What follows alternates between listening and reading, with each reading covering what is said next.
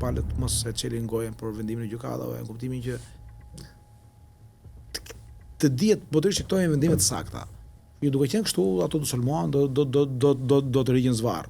Unë do doja shumë që gjyqi të ishte i drejtë, për kuptimin që edhe Sali Berisha dhe Ilir Metës t'i ofrojë një gjyq shumë i drejtë. Kjo është elementare. Pra mirë, po kush e ndan këtë pastaj se shikon, këta e ndan edhe gjykata dhe prokuroria ndajnë edhe këta vetë. Se edhe këta vetë mund ta pengojnë gjyqin e drejtë. Edhe gjykata mund ketë tendenca, nuanca, nuk e di domethënë. Ose zhurmat në se varet kë quajnë gjyq të drejtë. Gjyqi i drejtë është gjyqi ku prokurori dhe avokati paraqisë prova debatojnë me njëri tjetrin pa i mohuar drejt palës që akuzohet dhe duke i shqyrtuar në mënyrë të paanshme gjykata. Ky është gjyqi i drejtë. Problemi është këtu që ne domethënë nuk ka se ndodh kjo, sepse thash herë, ende ne nuk e kemi krijuar këtë lloj edhe po të gjyqtari i ndershëm nuk e krijon dot, sepse nuk të lën palët. Opinioni të gjitha. Mund të ishte zgjedhja që të bëheshin publik? Apo gjyqi të hapur ajo, jo, në publik është ajo. Gjyqi do jetë. Jo, unë them seancë mirëfilli, domethënë transmetim gjithkohës, për shembull apo. Ja, pas ka kuptim ajo, nuk mund bëhet ashtu. Jo, që ti shërbej transparencës them unë kësaj. Ja, nuk mund bëhet ashtu sepse është ka gjëra që janë sensitive, që nuk mund të dalin, nuk duhet dalin, nuk mund të jenë objekt i gallatës publikut, por ato janë të hapura. Njerëzit mund të marrin pjesë seancë. Jo, për shembull Ilir Meta pretendon transparencë të tillë. Po nuk është puna se pretendon Ilir Meta. Themi çfarë është. Domethënë kërkon këtë po them. Gjyqet nuk mund të jenë objekt ku populli bë gallat. Gjyqet janë objekt ku njerëzit mund të marrin pjesë. Jo si për gallat. Pra, gjyqet kanë natyrën e vet, kanë shqyrtimin e prova, kanë gjëra delikate, mrena ka shumë pyetje dëshmitare, nuk janë gjitha gjëra të, pra kanë privatësi, shikoj kur bën gjyqet në SBA, nuk ka foto ka gjyq, kur. Bën një kështu ata një grafik, një pikturim, një kudion, çfarë. E kuptoj. Pra nuk lejohet. Ai është person privat. Personi X, Y, Z, kudion. Dëshmitari, pse do nxjesh trezor dëshmitarin, s'po kemi dëshmitarin. Pra do të them që nuk mund të jenë kështu si thoni ju, është natyra e kjo është e drejtë. Pra me qenë pyetje për të dyja, unë do doja që shikoj, të paktën deri tani kjo është një arritje e jashtëzakonshme. Jo për Sali Berisha dhe për Ilir Metën, po për të gjithë grupin e madh politikanëve shqiptar që janë hetuar nga prokuroria. Është rast fatlum, bekim, që u arrit një ditë që ata që kanë qenë personat përprekshëm, ministra, deputet, drejtor, lloj zyrtari i lartë, të mund të hetohet sepse nuk hetoi. Prokuroria dhe gjykata e Shqipërisë në 30 sa vite kanë funksionuar vetëm për të hetuar dhe për të dënuar ata çkret që vjedhin i thes miell apo që zihen për hugardë, zihen për çati, zihen për një avllë, ku diun pret në pemë për sherrat e ngatuar në njëri tjetrin.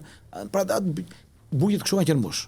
Po për njerëz të paprekshëm, pra për zyrtarë shumë të lartë korruptuar dhe për trafikantë dhe kriminalë të rëndësishëm të drogës, të fuqishëm që bënin ligj në Shqipëri, nuk ka ekzistuar prokuroria dhe gjykata. Fare. Kështu që është një gjë e mrekullueshme që më në fund disa njerëz paprekshëm po preken. Sigurisht që është shumë pak sepse do duhet që të dëshmohet fuqimisht që askush nuk është mbi ligjin. Drejtësia ka vetëm një parim, nuk ka parim tjetër drejtësia. Drejtësia ka parimin mbi ligjin nuk është askush.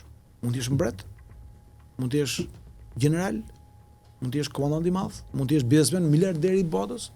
Para ligjit ke atë fuqi që ka dhe ai që s'ka bukë në shtëpi dhe ai që jeton ka Këtë ditë po diskutohet shumë në fakt një detaj që ka dalë me zgjedhjen e treshës trupës gjykuese për dosjen Berisha,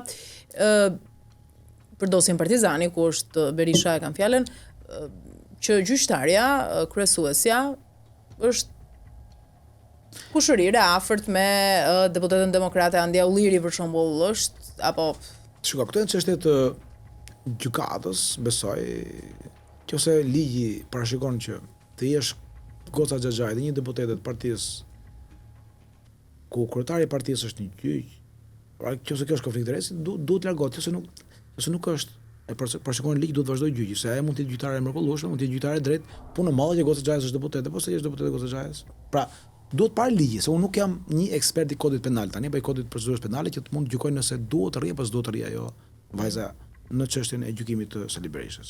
Unë ditë them këtë gjë.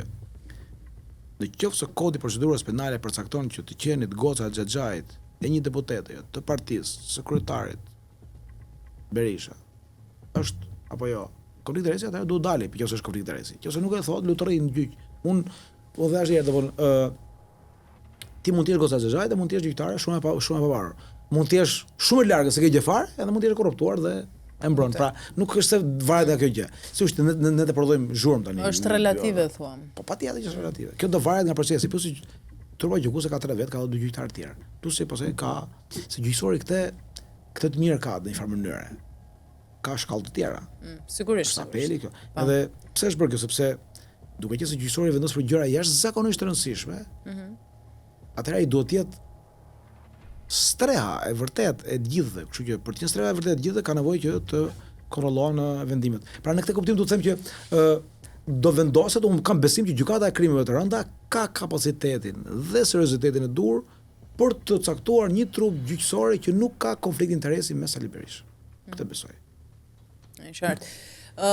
Ndërkohë nga për ta mbyllur, meqense e nisëm me zgjedhjet, se mbyllim them unë me to, nga këto ankimimet që shpesh edhe po rrëzohen, nga këto pretendimet për rinumrime tjerë nga kandidatë të ndryshëm, pret ndonjë Jo, nuk pres që Partia Socialiste dhe Partia Demokratike ti dhën kapakun procesit, pra ta mbyllin me kapak procesin, sepse Partia Socialiste mos të merren me këto ankimimet? Jo, atë të punën do bëjnë, nuk se do merren, do bëjnë ankimime për politik, po jo për të zbardhur gjë.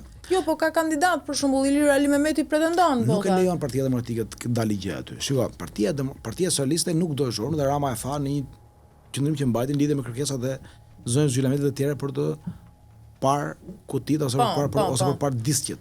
Pra nuk do, sepse nuk do që të hyjë në këtë lloj procesi të njollosjes së procesit zgjedhor. Po mirë, pra opozita PD-ja e ka kaos këtë si PD-ja e ka kaos, por PD-ja nuk e ka kaos për të shpjeguar shqiptarëve që ç'a ndodhi. E ka kaos për politikën e brendshme të saj, sepse PD-ja e di që më mirë të thoj farës, më mirë të thoj u bën namizi pa u hap kutia, sesa të hapet kutia dhe dali gjë më e vogël nga s'të pretendon PD-ja.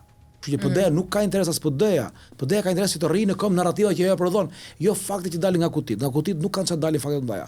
PD-ja ka prodhuar, ju e keni parë. Diskutime, gjykime apo opinione hiperbolike. Jo 150.000 vota humbën, jo 500.000 vota u blen, jo 500 euro një vot, jo GPS në qendra kështu në zarfe, pra sepse është natyrën e partive edhe të gjuhës populiste që të prodhohet një gjuhë hiperbolike. Kështu që nuk do as PD-ja, askush nga palët nuk do. Shiko, PD-ja dhe PS-ja janë të dy shumë të kënaqur me rezultatin, në një farë mënyrë. Partia Socialiste ka fituar zgjedhjet dhe di që do të fitonte. Partia Demokratike ka humbur zgjedhjet, di që do të humbte, por lidership për Demokratike ka kontroll të plot mbi Partinë Demokratike. Kjo është fitore për të. Ka patjetër. Kështu që nuk ka në interes të madh të hyjnë ndrallave tash me sepse nuk ka çfarë delën kutit, nuk del në gjë e madhe. Ndërkohë që demokratët bëjnë thirrje jo po hyrin në grevurinë ku vende jo shpresojnë ende ata tek ato janë thirrje, nuk i dim pra pas skena. Thirrje antarësh, ata dhe mund t'i dinë, po ka një problem, qenia njerëzore nuk funksionon dot, po nuk shpresoj.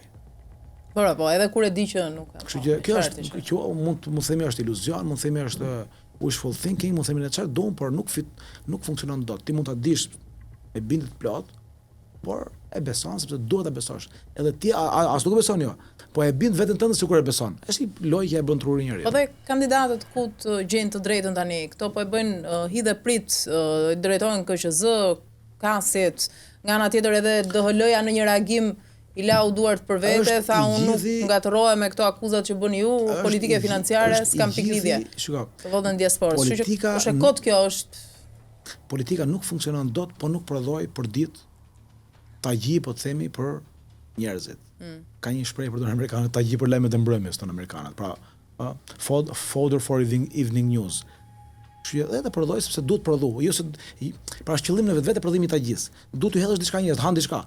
Kot është ajo po të han, pastaj nesër para nesër, pra se puna, sepse njerëzit që punojnë ato kompanie skor, do të korrin për ditë. Një thashë them, një konspiracion, një rrem, një shpikje, një gjë. Ja, tani për shembull miratimi i Partive Popullore Europiane për të nisur një mision faktmbledhës në Shqipëri, siç e kërkoi Berisha, u plotësua, kështu që siç ka bërë dhe në vende të tjera. Do vinë ata. Jo, edhe demokratët ja. Ju hof diçka. Diçka do ndodhi kjo. Do vinë disa njerëz Partive Popullore nga Partia Popullore. Mora për shembull, si shembull. Do vinë, do takojnë Celebration, do takojnë dy njerëz tjerë, do marrin konferencë shtypi, do ikin, do thon pesë gjëra, do thoj servisha 5 gjëra, do kaloj vera, do vi vjeshta, e kështu, nuk ka Kaloj.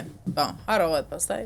Erdhën zgjedhjet e tjera nuk pastaj. puna harrohet, nuk ka çat mbad mend aty, sa është ajo kryhet vetëm për xhiruar. Duhet thjesht xhirojmë, tecim. Shiko, kur jemi biciklet, po nuk e dhe këmbë rrezohesh. Jepi tash vazhdo kjo punë.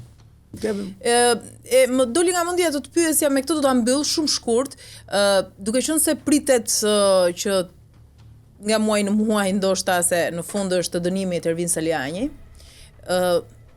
mund të pritet prej tij ndonjë akt referuar me zhvillimet nga Ervin Saliani. Pas 11 maj në PD apo jo, s'mund të pritet. Ashtu, me thon të drejtën, ndoshta ka reflektuar atje. Ai nga politikanët e rinj të PD-s është më kurajozi. E ka dëshmuar të gjë që nga viti 2015-16. Kjo është e sigurt fare. Që është më kurajozi dhe fakti që është edhe atje mbrenda në burg është pse është kurajoz. Jo, pra edhe atje mbrenda është për shkak kurajos. Mirë, po pyesja se ndoshta atje edhe merr një fuqi tjetër, një edhe mund të bëj diçka. Kështohet guximi Po patjetër. Jo, ai ka qenë i tillë edhe para se shkonte. Ndoshta është bërë mund të jetë bërë pak më shumë i guximshëm.